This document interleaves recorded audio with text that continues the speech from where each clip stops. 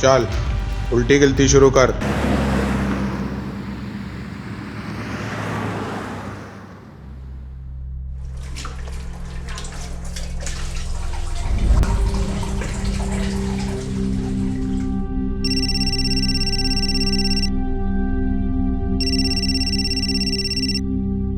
अरे ऋतिक, अरे पूरे 23 दिन बाद फोन किया तूने?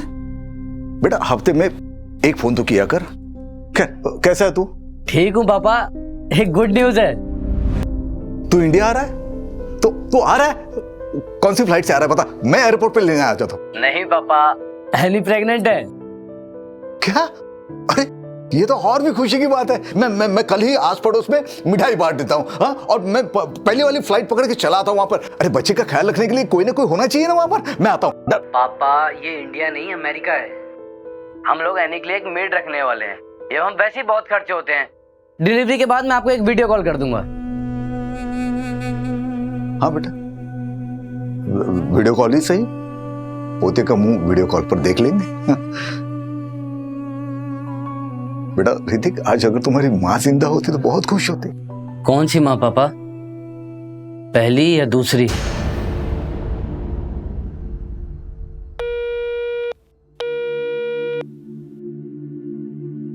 आयला, ऐसा बोला तेरा बेटा?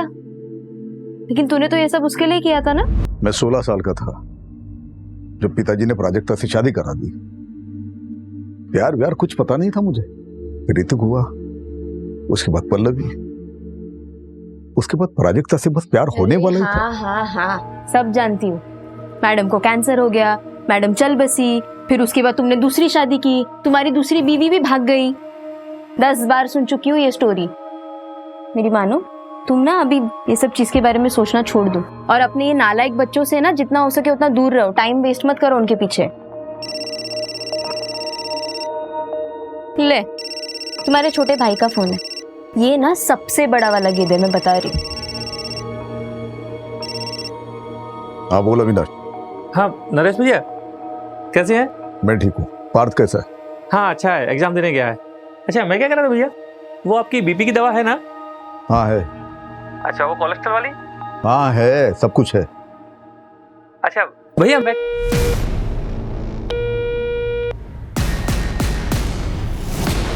पापा दवाई का टाइम हो गया, आप दवाई ले लो, उठ जाओ। अरे वकील साहब। हाँ नमस्ते अंकल। नमस्ते नमस्ते। अरे कैसी है तबीयत? अरे भाई तेरे जैसा वकील ऐसे बीमार पड़ा रहेगा तो तेरे क्लाइंट को तो जज फांसी पे चढ़ा देगा। अरे नरेश तू भी। अरे आशीष बेटा, तो अंकल के लिए 2 चाय लेकर आ। हाँ। अरे नहीं चाय नहीं, चाय अभी पी के आ रहा हूँ। रेखा ने बनाया था, तू बैठ। अरे नरेश, वो डिजिटल कॉइन्स के नाम बताओ जो पढ़ने वाले हैं। अरे अंकल, कोई कॉइन्स वाइन्स का दाम बताने की जरूरत नहीं है इनको।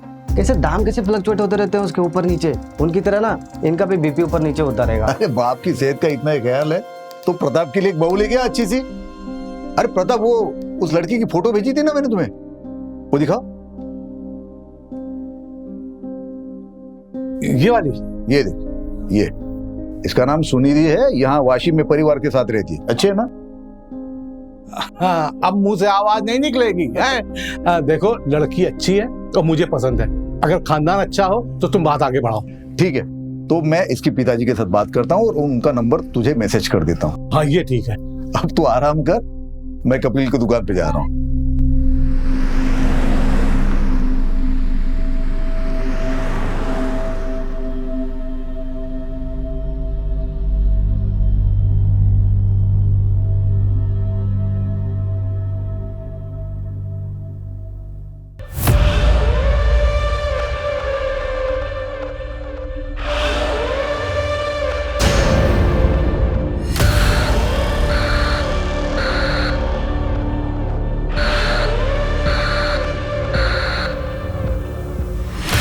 कपिल भाई, मैंने सुना दाल के भाव फिर से बढ़ गए। अरे नरेश भाई, इस बार महंगाई आसमान छूके रहेगी। Hello uncle. हेलो बेटा। आप मेरी डॉल लाए? तुम्हारी डॉल? हाँ लाया हूं ना, घर पे रखी है। लेकिन वो डॉल तुम्हें तब मिलेगी जब तुम्हें 10 में से 10 मार्क्स आएंगे। ओह नो, 9 मार्क्स नहीं चलेंगे? ओह नो, 9 मार्क्स क्यों? वो मेरे को एक सवाल का जवाब नहीं आ रहा था ना। अरे बाप रे, फिर तो बड़ी प्रॉब्लम हो जाएगी कपिल भाई। कपिल भाई, आपकी बेटी तो आपसे भी होशियार है। अच्छा नरेश भाई, आपके हुए 2,749 रुपए। ये 3,000। छुट्टे मैं बाद में देता हूँ। ठीक है, बाय अंकल। बाय बेटा। चल आजा। इसका हिसाब करके बता। पापा थोड़ी जल्दी चालू कीजिए ना फैमिली मीटिंग। आप तो जानते हैं ना अमेरिका में टाइम की कितनी वैल्यू है। सब लोग ध्यान से सुनो, मैं अपनी सारी प्रॉपर्टी रेखा के नाम कर रहा हूँ। क्या? इस धंधे वाली के नाम? भैया आप पागल हो गए? इस घर पर मेरा भी अधिकार है। पापा सोच समझ के फैसला करिए। ये रेखा आपसे प्यार व्यार नहीं करती है। अगर आपने इसके नाम प्रॉपर्टी कर दी उसके बाद क्या? ये आपके साथ कुछ भी कर देगी पापा। पापा इससे अच्छा तो ना आप किसी और को डोनेट कर दीजिए प्रॉपर्टी। हे, तुम लोगों की तरह नहीं हूँ मैं, समझी ना? इनसे प्यार करती हूँ और इनकी इज्जत भी करती हूँ। हम लोग मर गए हैं क्या? हमारा हक है इस प्रॉपर्टी पे। और ये कौन है जिसके नाम पे आप सब कुछ कर रहे हैं? ये तुम्हारी होने वाली माँ है। शादी कर रहा हूं मैं इससे। तुम लोगों के होने ना होने से मुझे कोई फर्क नहीं पड़ता, क्योंकि तुम लोगों में से कोई भी मुझे पूछता तक नहीं है। एक रेखा ही है जो हर वक्त हर दम मेरा ख्याल रखती है। छोड़िए ना, आप इन लोगों के चक्कर में अपना बीपी मत बढ़ाइए। ये लोग तो गैरों से भी बदतर हैं। आप चलिए। गैर तो तू है इस घर में, अपनी हद में रह। तमीज से। होने वाली माँ हूँ तुम्हारी और तुम्हारी भाभी। निकलो, तुम लोग निकलो यहाँ से, निकलो जल्दी, निकलो यहाँ से।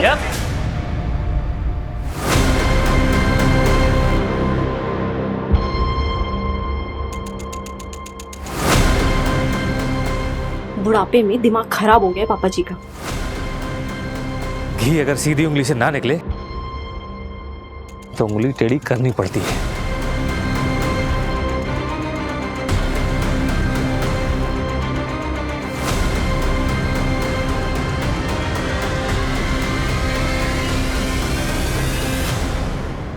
पापा थोड़ी जल्दी चालू कीजिए ना फैमिली मीटिंग। आप तो जानते हैं ना अमेरिका में टाइम की कितनी वैल्यू है। सारा प्लान वेस्ट हो गया।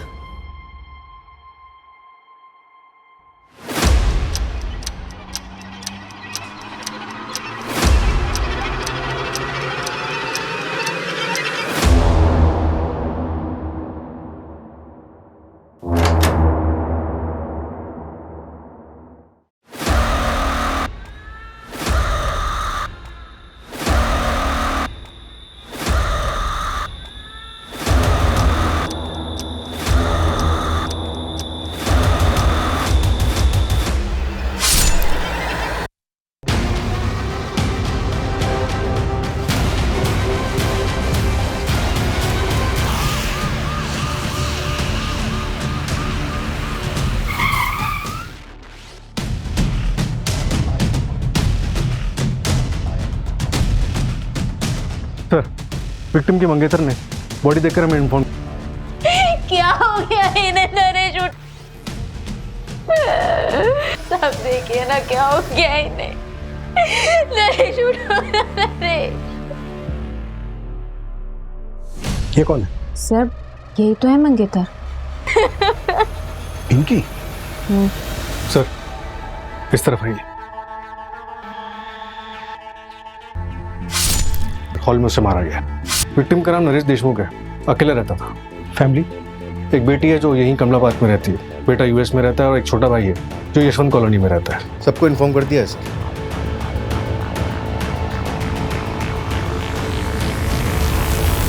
सुनो ना अविनाश, बात को मम्मी के यहाँ पे छोड़ दे क्या? अरे इतना पैनिक मत हो, नहीं तो सब गड़बड़ हो जाएगा। मैं बोल रहा हूँ ना, कुछ नहीं होगा। कैसे कुछ नहीं होगा? आज नहीं तो कल पुलिस घर पे आएगी ना। देखो, जब पुलिस घर पर आएगी तो हम वैसा ही करेंगे जैसा हमने प्लान किया। तुम अगर इतना घबराओगी, और वो देखा, उसका भी इंतजाम कुछ कर देता हूँ। अच्छा सुनो, मैं लेट हो रहा हूँ, पल्लवी आ गई हुई, मैं जाता हूँ, ध्यान रखना।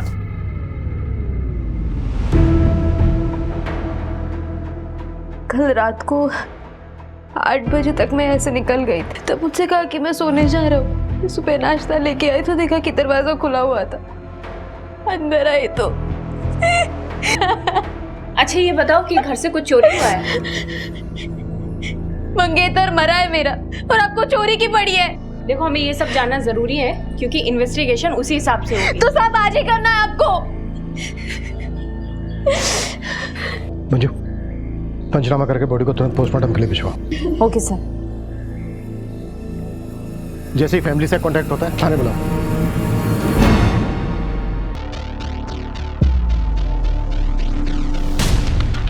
सूरज ऊपर चेक किया? No sir, sorry sir.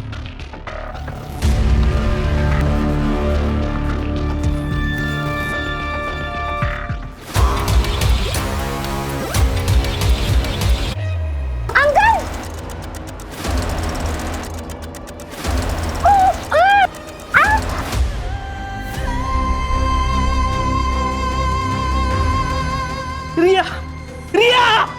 संभालिए sir, किसने मारा?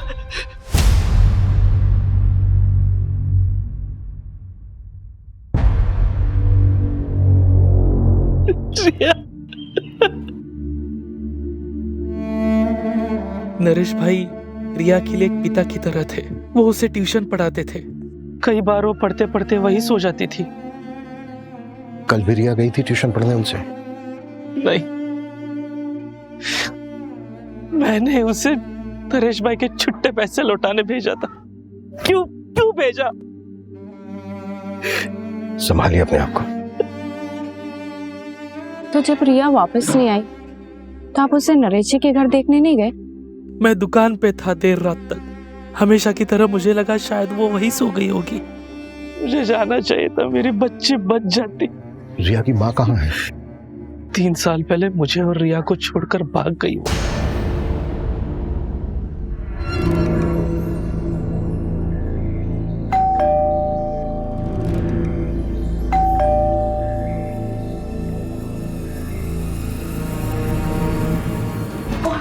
अरे हेलो, कहाँ अंदर घुसे जा रहे हो? कहाँ है पापा की बॉडी? पुलिस वाले ले गए। और हाँ, तुम दोनों को भी थाने बुलाया। और तुझे यहीं छोड़ गए? हाँ, उन्होंने कहा कि घर वालों को भेज देना। अक्सर असली दुश्मन घर वाले ही होता है ना। चल पल्लवी। वैसे कल रात के झगड़े के बारे में मैंने अब तक पुलिस वालों को नहीं बताया। हाँ, अगर चाहती तो बता सकती। मतलब क्या है तेरा? कल रात को ही तुम लोगों के साथ उनका झगड़ा हुआ। या आप पागल हो गए? इस घर पर मेरा भी अधिकार है। और कल रात को ही उनका मर्डर भी हो गया। अब इसका मतलब तुम निकालोगे या मैं पुलिस वालों को बताऊं? क्योंकि वो एकदम परफेक्ट मतलब निकालेंगे नहीं। सुन, वो मेरे भैया थे और पल्लवी के पिता। खून का रिश्ता है हमारा उनसे। और तू ना हमसे दूर ही रहना। चल पल्लवी।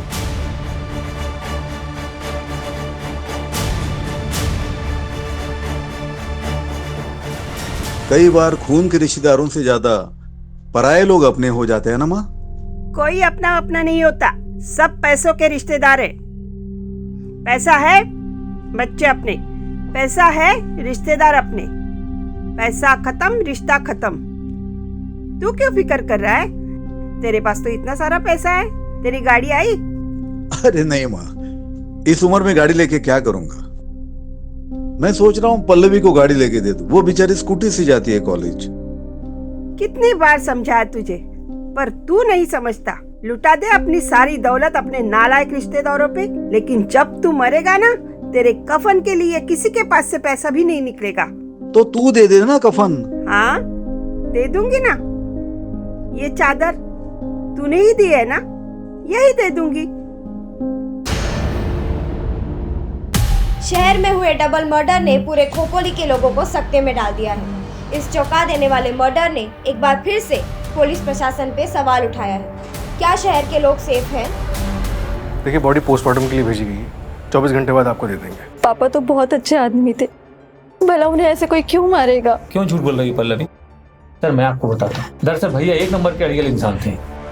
भाभी के जाने के बाद उन्होंने ऋतिक को अमेरिका भेज दिया, तो जिससे उनकी अय्यासी चलती रहे। सर आप देखना, पीएम की रिपोर्ट आने वाली है, उसमें पक्का उनको एड्स निकलेगा। चाचू, आप ये क्या कह रहे हैं? हाँ तो झूठ क्या बोल रहा हूँ, जो सच है वही बता रहा हूँ।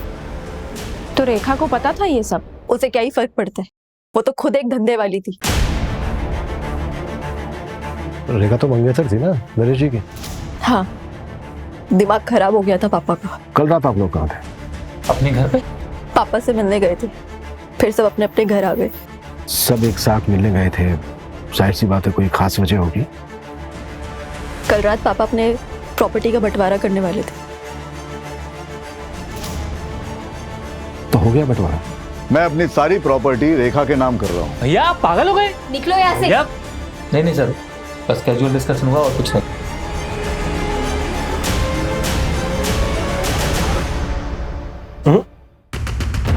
फैमिली में प्रॉपर्टी के बंटवारे को लेकर डिस्कशन कभी कैजुअल नहीं हो सकता। सूरज, फैमिली के सभी मेंबर्स की डिटेल निकालो और नरेश की बैंक डिटेल्स भी। सर मैंने बैंक डिटेल्स चेक की थी, उसमें कुछ भी नहीं निकला। सर वो नौटंकी रेखा, वो कल रात भी एक कस्टमर के पास गई थी। व्हाट? मतलब पतिव्रता होने का नाटक कर रही थी? सर, नरेश ने डेटिंग साइट पे एक अकाउंट बनाया था, ये देखिए। फ्रेंड लिस्ट में लड़कियां ज्यादा है। सर ये तो बड़ा रंगीन आदमी, इतनी जल्दी जज नहीं कर सकते। सूरज, वो जो सेक्सुअल असॉल्ट वाला क्या? सर अभी तक पोस्टमार्टम रिपोर्ट आई नहीं। ये ले, बन गया डेटिंग ऐप पे तुम्हारा अकाउंट। प्रोफेसर नरेश देशमुख। अरे यार, ये झंझट में क्यों फंसा रहा है मुझे? देख, मैं रेखा के लिए सीरियस हूँ। अरे देख देख, एक फ्रेंड रिक्वेस्ट भी आ गई। कौन है? फोटो देख, क्या मस्त लग रही है। डाइवोर्सी है। हाय, मेरा नाम ललिता है। आप मुझे जेन्युइन लगे क्योंकि आपने अपनी फोटो लगाई। आप एक्स प्रोफेसर हो? प्रोफेसर। सर, घर से जो सामान चोरी हुआ है ये उसकी लिस्ट है, रेखा ने दी। तो ज्वेलरी सेट, चांदी के कुछ बर्तन, रिस्ट वॉच, वॉल क्लॉक और 45,000 रुपए कैश। सूरज, सभी ज्वेलर्स और खबरों को एक्टिवेट कर दो। कहीं भी कोई ज्वेलरी बेचने आता है तुरंत हमें इन्फॉर्म करें। Right sir.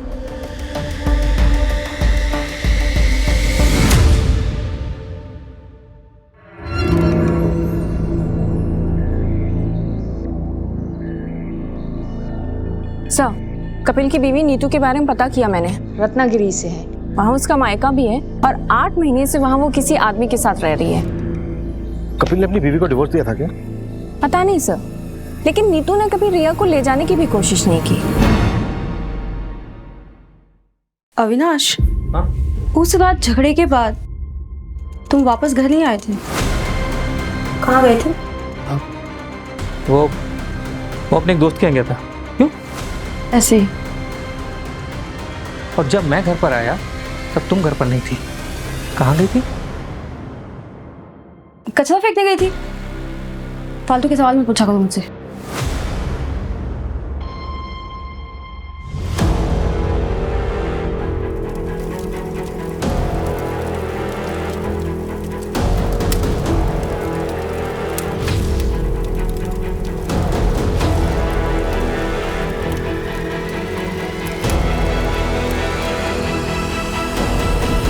तुम्हें किसी पे शक है? सर मुझे शक नहीं, पूरा यकीन है। ये काम रेखा का ही है और अब वो चली भी गई है। इतने यकीन के साथ कैसे कह सकते हो? सर पापा उसके नाम पे प्रॉपर्टी कर रहे थे, तो उनके मर्डर के बाद पूरा बेनिफिट उसे ही मिलेगा। प्रॉपर्टी उसके नाम पर हुई? नहीं। तो बेनिफिट कैसे हुआ उसे? तो सर ये फिर चाचू ने किया होगा। प्रॉपर्टी के लिए?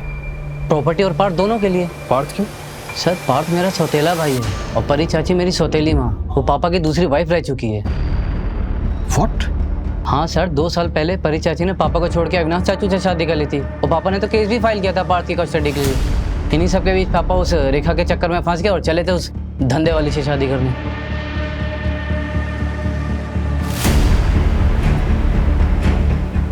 तुम इंडिया कब आए? कल ही आया था सर। मैं जाऊँ?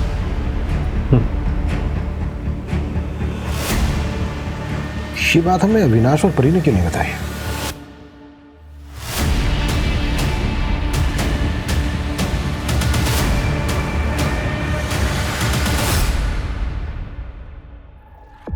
सर रेखा की माँ बीमार है इसलिए वो गांव गई भी।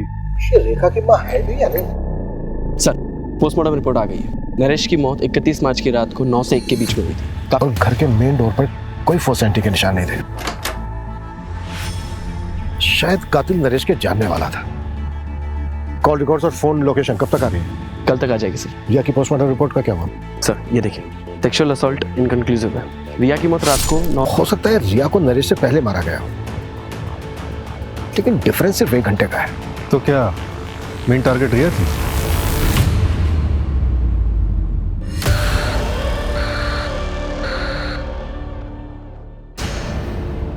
इसमें बताने वाली क्या बात है? हम लोग ऑफिशियली अलग हुए थे और इस बात को 2 साल हो चुके हैं। हम सबके बीच में वैसे भी सब ठीक ही चल रहा था। पार्थ की कस्टडी को लेकर केस चल रहा था आप लोगों के बीच, और आप कह रही हैं कि सब कुछ ठीक चल रहा था? देखिए, आपको मुझ पे शक है ना, तो पहले जाइए सबूत लेके आइए, फिर बात करेंगे हम। तो हम ले ही आएंगे। पहले ये बताइए कि विनाश कहाँ है? ऑफिस गए।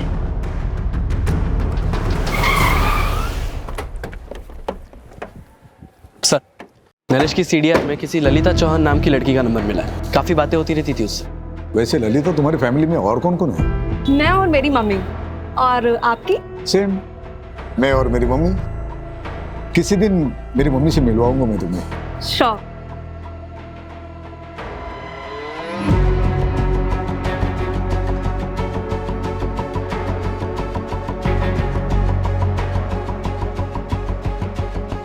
देखो ललिता, मुझे गलत मत समझना, मैं एक दोस्त की तरह मिलने आया हूँ तुम्हें। और ये ऐप पे जो अकाउंट है ना, वो मैंने नहीं बनाया था, मेरे दोस्त ने बनाया था मेरे नाम से, और ऑलरेडी मेरी एक मंगेतर है। It's okay, I understand. Actually मुझे आपसे एक हेल्प चाहिए थी।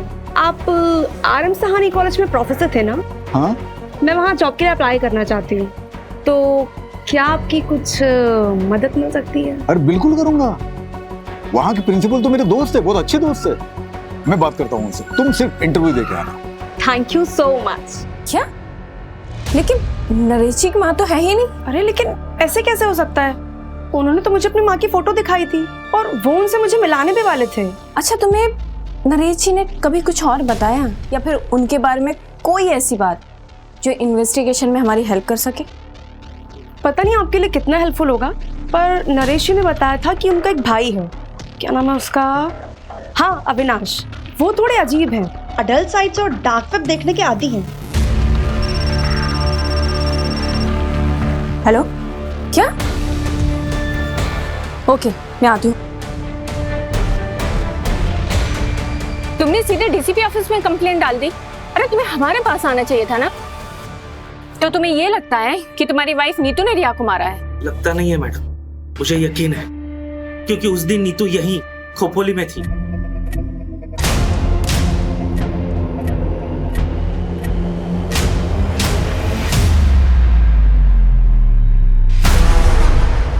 तो तुमने हमें ये सब पहले क्यों नहीं बताया था? बेटी की लाश हाथों में थी मैडम, मेरा दिमाग सुन हो गया। तो जब याद आया था तब पुलिस स्टेशन आना चाहिए था ना। तुम तो पहुंच गए सीधे डीसीपी ऑफिस। हम गरीबों की कौन सुनता है मैडम, और मैं देख रहा हूँ आप लोग सिर्फ नरेश भाई की मर्डर की जांच कर रहे हैं। आप लोग ये मान चुके हो कि जो कुछ हुआ है वो नरेश भाई के लिए हुआ है, और उसमें मेरी बेटी रिया की जान गई। लेकिन इसका उल्टा हुआ है मैडम, रिया को नीतू ने मारा है और उसमें नरेश भाई मरे। हाँ सुनो, एक नंबर ट्रैक करो, अर्जेंट है। नीतू शर्मा नाम है, नंबर भेजती हूँ मैं।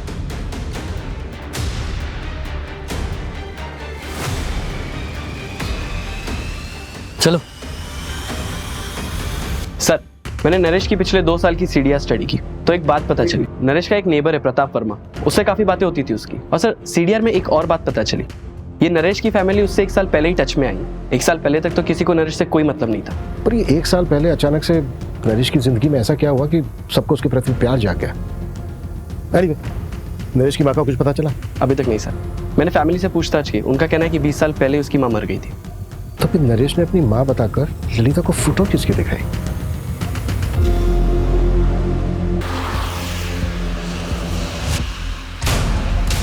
रोक रोक रोक रोक रोक रोक रोक।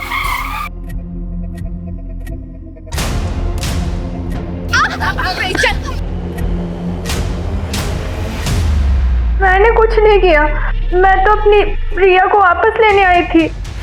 3 साल बाद। और तुम्हें क्या लगता है, तुम रिया को लेकर जाती और तुम्हारा नया हस्बैंड उससे एक्सेप्ट कर लेता? सुधीर को मैं शादी के पहले से पसंद करती हूँ। कपिल से बच्चा नहीं हो रहा था, जिसकी वजह से वो मुझ पर हाथ उठाता था। सुधीर रत्नागिरी से सिर्फ मुझसे मिलने के लिए आता था। उसी दौरान रिया हुई। तो क्या रिया तुम्हारे और सुनील की बेटी है? हाँ। ये बात कपिल को पता है? पता नहीं, पर रिया से मेरी फोन पर बातें होती रहती थी। उसने बताया पिछले महीने कपिल ने उसका ब्लड टेस्ट करवाया था। सर, मैंने रिकॉर्ड चेक करवाए हैं। 3 हफ्ते पहले कपिल ने अपना और रिया का डीएनए टेस्ट करवाया था, जिसमें ये कंफर्म हुआ है कि कपिल रिया का फादर नहीं है। व्हाट? कपिल को उठाओ और तब तक नरेश के मोहल्ले में जाकर ये पता करो कि नरेश कैसा आदमी था। नरेश को इन्वेस्टमेंट का बहुत अच्छा नॉलेज था। वो डिजिटल कॉइन्स के नाम बताओ जो बढ़ने वाले हैं। अरे अंकल, कोई कॉइन्स वाइन्स का दाम बताने की जरूरत नहीं है इनको। नरेश ने 2014 में डिजिटल कॉइन्स में 3 लाख रुपए इन्वेस्ट किए थे और अभी 2021 में उसने उन्हीं कॉइन्स को बेचा 34 करोड़ रुपए में। 34 करोड़?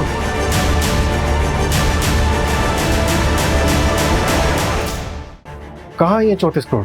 हमने तो उनका बैंक अकाउंट चेक किया था, उसमें तो कुछ भी नहीं मिला। अबे 34 करोड़ कहाँ है ये तो मुझे नहीं पता, लेकिन ये नरेश के रिश्तेदार जो उसके पीछे दुम हिलाते घूम रहे हैं वो सिर्फ उस 34 करोड़ के लिए।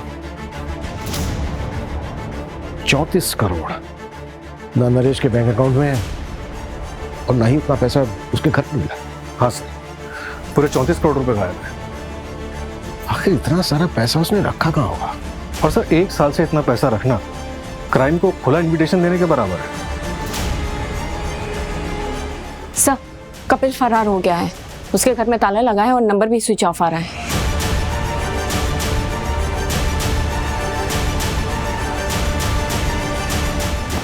सर, ललिता सही बोल रही थी। मैंने नरेश के ऑनलाइन ड्राइव से ये फोटो रिकवर किया है। पता करो कौन है ये। Yes sir.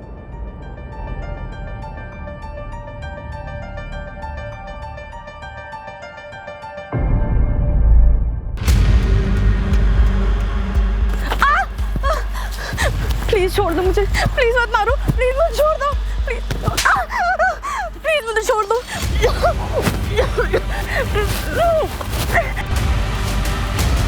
ये थी धोखेबाज नंबर 104। तो नरेश की बेटी पल्लवी, उसका एक लड़की के साथ अफेयर है। व्हाट? हाँ सर, सुनिधि नाम है उसका। ये देख, ये इसका नाम सुनिधि है, यहाँ वाशिम में परिवार के साथ रहती है। दोनों लिव इन में रहते हैं। नरेश ने इन दोनों को अलग करने की भी कोशिश की थी। देखो सुनिधि, मैंने तुम्हारे लिए बहुत अच्छा लड़का देखा है, अच्छी फैमिली से, मेरे दोस्त प्रताप का बेटा है, वकील फैमिली से। पापा, आई डोंट बिलीव दिस। मुझे लगा आप यहाँ पे मेरे और सुनिधि के रिश्ते को एक्सेप्ट करने आए, लेकिन आप तो हमारे रिश्ते को तोड़ने में लगे। लेकिन मैं ऐसा होने नहीं दूंगी। बाप हूं तुम्हारा, फिक्र है तुम्हारी, इसलिए ये गलती तुमसे होने नहीं दूंगा मैं। मेरे जीते जी ये शादी हो नहीं सकती। ठीक है, फिर आप मेरे लिए मर गए। चल सुनिए, यार नरेश अंकल ने पापा को फिर से फोन किया था। लड़के वालों को ये रिश्ता मंजूर है, उन्होंने मुझे लड़का देखने के लिए बुलाया है। तू फिक्र मत कर, मैं हमारे बीच किसी को भी नहीं आने दूंगी, किसी को भी नहीं। सर, अविनाश के सीडीआर के मुताबिक 31 मार्च की रात को उसका फोन रात 9 बजे से 12 बजे तक बंद था। 9 से 12 के बीच में फोन बंद था। नरेश और रिया का मर्डर भी इसी बीच में हुआ। मतलब पॉसिबल है कि उस रात को अपने घर गए ना। उस रात झगड़े के बाद तुम वापस घर नहीं आए थे, कहाँ गए थे? सूरज, अविनाश को उठा लो। और रेखा का क्या हुआ? उसकी माँ है? नहीं है सर, 6 साल पहले गुजर गई और अब रेखा का फोन भी बंद आ रहा है। उसके पास 3 नंबर हैं, तीनों ट्रैकिंग पे डाले, लेकिन तीनों के तीनों बंद हैं। कहीं ऐसा तो नहीं है कि रेखा ने ही नरेश का मर्डर किया और उसका सारा पैसा लेकर फुर्र हो गई? शतरंज के खेल में रानी सबसे ज्यादा चालबाज होती है। सूरज, अपने सारे कब्जे को एक्टिव कर दो, जितनी फोर्स चाहिए लगा दो, लेकिन रेखा मुझे जल्द से जल्द लॉकअप में चाहिए। अविनाश को तुरंत अरेस्ट करो, इससे पहले कि वो भी हमारे हाथ से निकल जाए। वो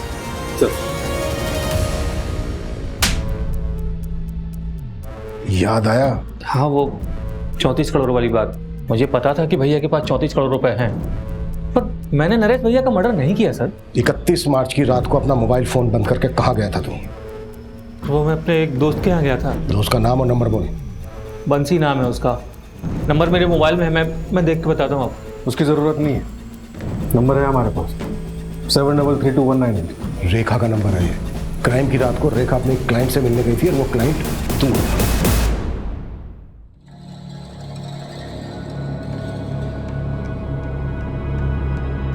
क्या रेखा, इतना बड़ा हाथ मार लिया फिर भी चिंदीगिरी करने आ गई? राजा, तू ना मेरा कस्टमर है और अब तक करोड़पति बनी नहीं हूं मैं। आज जब बन जाऊंगी तब सोच लूंगी ना। चल, टाइम खोटी मत कर, जो करना है वो जल्दी कर। रेखा और तू दोनों नरेश से जुड़े हुए थे और क्राइम की रात को तुम दोनों साथ में थे। ये बात छिपाई क्यों हमसे? सर माना कि ये बात मैंने आपसे छुपाई, पर अब तो आपको पता चल गई ना। हाँ, मैं एक अनलॉयल हस्बैंड हूँ, धोखेबाज भाई हूँ, पर इससे ये साबित नहीं होता कि मैंने नरेश भैया का मर्डर किया है। क्राइम वाली रात को तू होटल से 1 घंटा पहले निकला था, कहाँ गया था? सर एक मिनट। सर जैसे ललिता ने कहा था, मैंने अविनाश की सर्च हिस्ट्री कंगाली। अविनाश डल साइट्स और डार्क वेब देखने के आदी हैं। मुझे कुछ मिला नहीं तो मैं रैंडमली डार्क वेब पे सर्च कर रहा था, तो मुझे ये वीडियो मिला।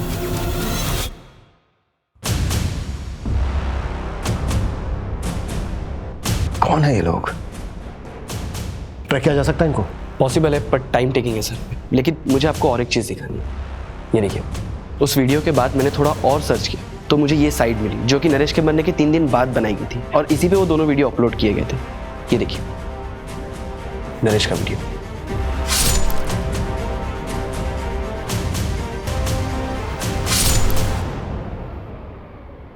नरेश का मर्डर रिकॉर्ड किया गया। इसका मतलब ये कि कम से कम 2 लोग थे वहां पर। और सर नरेश के नाम से ही अपलोड किया गया है। वीडियो का टाइटल है नरेश देशमुख पनिशमेंट। कैसा पनिशमेंट है? और वो जो दूसरा वीडियो बता रहे थे वो? हाँ सर।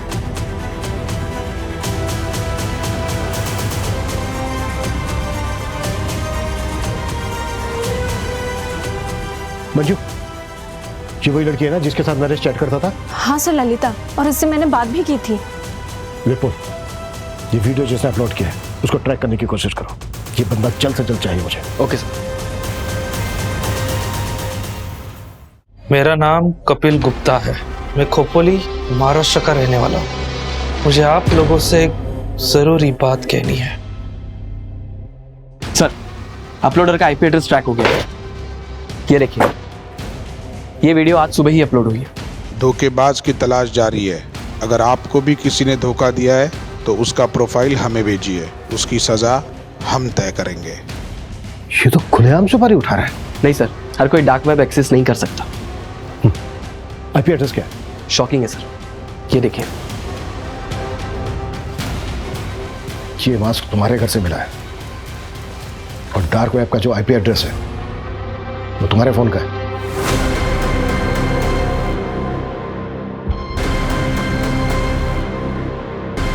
क्या वीडियो है यार? सर हम लोग सिर्फ फेक मर्डर सीन शूट करते थे वायरल होने के लिए। हमने नरेश का मर्डर नहीं किया है। तो तुम अपने फादर को उनके नाम से बुलाते हो? मेरा कोई बाप नहीं है, सिर्फ एक माँ है। इस लड़की के साथ क्या किया? कौन है ये? हम नहीं जानते। ये बच्चे नरेश का मर्डर करेंगे मुझे नहीं लगता। नरेश का मर्डर बहुत ही ब्रूटली हुआ है, इनके बस की बात नहीं है।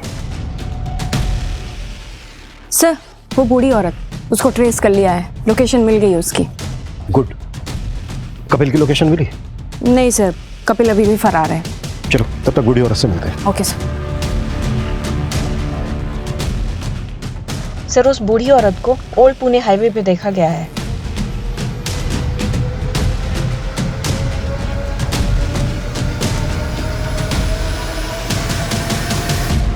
माता जी उठिए।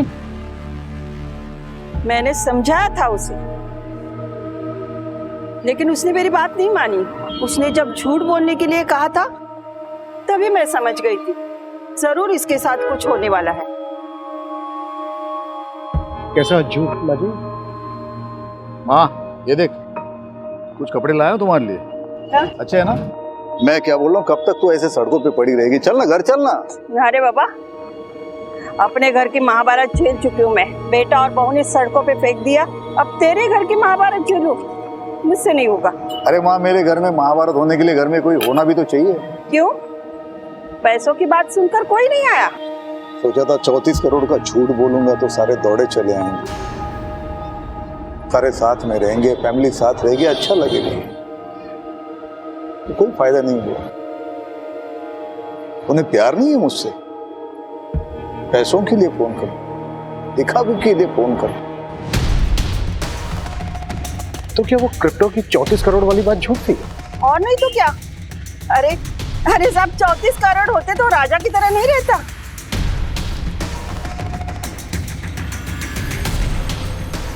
आखिर किलर आया किसके लिए? मंजू जो दूसरा अपलोडर था उसकी कोई अपडेट? ललिता की लोकेशन डिटेल्स चेक कर रहे हैं। अगर उसकी लास्ट लोकेशन पता लग जाए तो शायद हम दूसरे अपलोडर तक पहुंच जाए। सर एक और बात, कपिल ने अभी अभी एक वीडियो अपलोड किया है ऑनलाइन जिसमें उसने पब्लिक से गुहार लगाई है कि पुलिस उसे झूठे केस में फंसा रही है। तो फिर भागा क्या कर रहा है?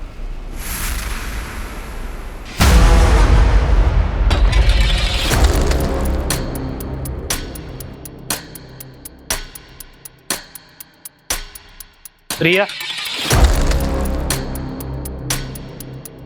ये ले, ये नरेश अंकल को पैसे लौटा दे। अभी?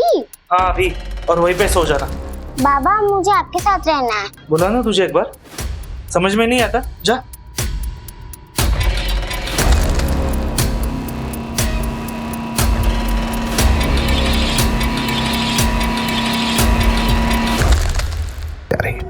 तो क्या ये साउंड फेक है? सर ये मास्क ऑनलाइन खरीदा गया, ये देखिए, ये है बायर्स की लिस्ट। और सर ये हाईलाइटेड नाम देखिए।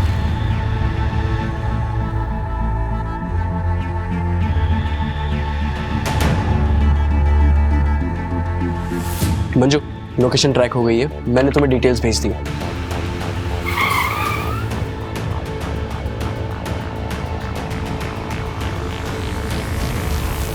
कौन? Room service.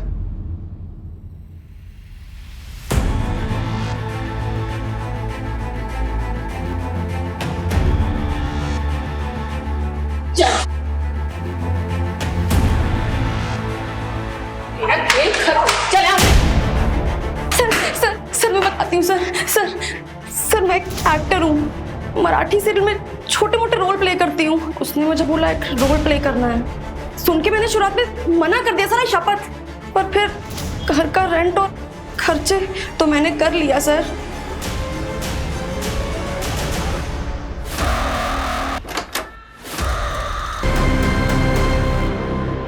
अरे नरेश, वो डिजिटल कॉइन्स के नाम बताओ जो बढ़ने वाले हैं। अरे अंकल कोई कॉइन्स वाइन्स का दाम बताने की जरूरत नहीं है इनको। अंकल!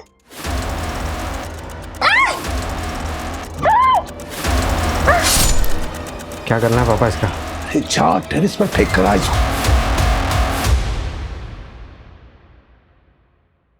नरेश के भरोसे का खूब फायदा उठाया तुम लोगों ने। धोखा तो उसने दिया था मुझे, डिजिटल कॉइन में इन्वेस्ट करके उसने 34 करोड़ रुपए बना लिए और मुझे गलत कॉइन बता दिया। चलता था मुझसे कि कहीं मैं अमीर ना हो जाऊं। अरे किसी काम के लिए उससे कुछ पैसे मांगे तो मना कर दिया उसने मुंह पे। वो वीडियो बनाने का क्या मतलब था? वो पार्थ ऐसे वीडियोस बनाता है, मुझे पता था, तो ऐसे वीडियो बना के मैंने डार्क वेब पे डाला आप लोगों को मिसलीड करने के लिए। बस सर इसके अलावा कुछ नहीं पता सर, हमें 34 करोड़ हमारे पास नहीं है सर। होते कैसे? क्योंकि नरेश के पास 34 करोड़ रुपए थे ही नहीं, उसे कोई डिजिटल कॉइन्स नहीं बेचे थे। ये एक झूठी कहानी थी। तो पापा ने हमारा प्यार पाने के लिए झूठ बोला, और इस वजह से हुआ पापा का मर्डर। हाँ, प्रताप, आशीष और ललिता को हमने मर्डर और साइबर फ्रॉड के आरोप में अरेस्ट कर लिया है। देखो, ये क्राइम भले ही उन्होंने किया, पर इस क्राइम को हवा तुम लोगों ने दी। तुम लोगों का प्यार पाने के लिए उन्होंने एक झूठी कहानी गढ़ी और वही कहानी सबको बोली। उन्हें लगा शायद पैसों का लालच, पैसों की भूख तुम लोगों को उनके पास वापस ले आएगी, पर वो गलत थे, क्योंकि तुम लोग तो लौटे ही नहीं। और उस झूठी कहानी ने गिद्धों को निमंत्रण दिया, जिसकी वजह से वो अपनी जान गंवा बैठे। और उनके साथ वो बच्ची रिया भी बेवजह मारी गई। ये जिंदगी बहुत छोटी है, इसे अपनों के साथ बहुत प्यार से गुजारिए। कभी उन्हें अकेलेपन का एहसास नहीं होने देना चाहिए।